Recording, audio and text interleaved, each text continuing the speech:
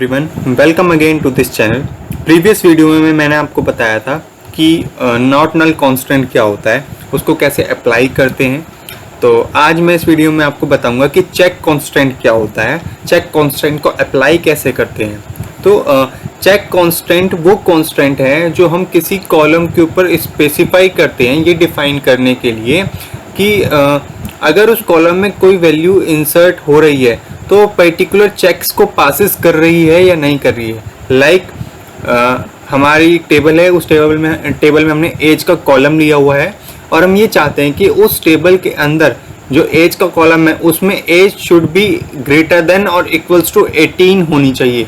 मतलब एज हमारी 18 या 18 से ज़्यादा होनी चाहिए उस कॉलम के अंदर। तो चलिए शुरू करते हैं।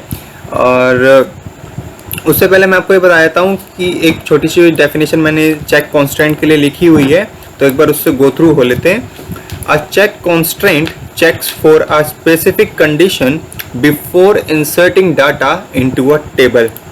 If the data passes all the check constraint, then the data will be inserted into the table, otherwise the data for insertion will be discarded or failed।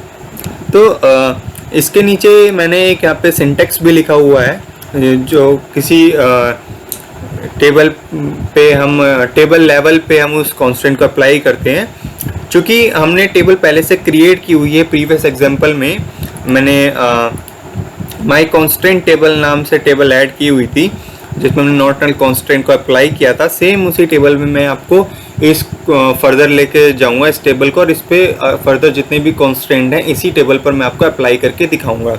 तो सिंटेक्स है हमारा अल्टर कमांड के साथ alter table name add keyword use करेंगे हम constraint को add करने के लिए। Constraint name of the constraint name should be unique और इट कैन बी एनीथिंग।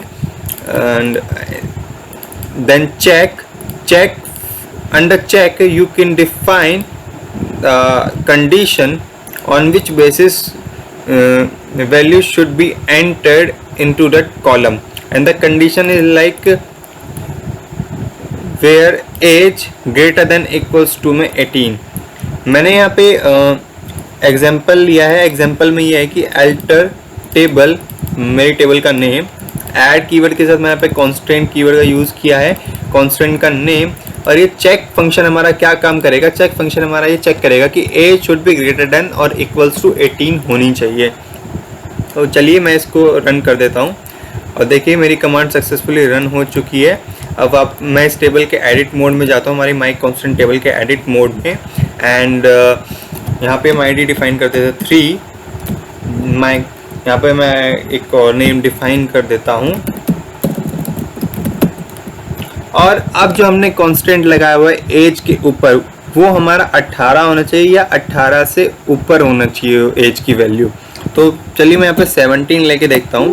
तो यहाँ पे इसने एरर अकर कर दिया है सिस्टम ने, और एरर ये आ रहा है कि the insert statement conflicted with the check constant const name, ये हमारा कांस्टेंट का नेम था। The conflict occurred in database column age पर, एज कॉलम पे ये अकड़ हो रही है। तो अब मैं अगर यहाँ पर 21 डाल देता हूँ तो देखिए मेरा डेटा एक्सेप्ट हो चुका है और मेरा कांस्टेंट भी अप्लाई हो चुका है।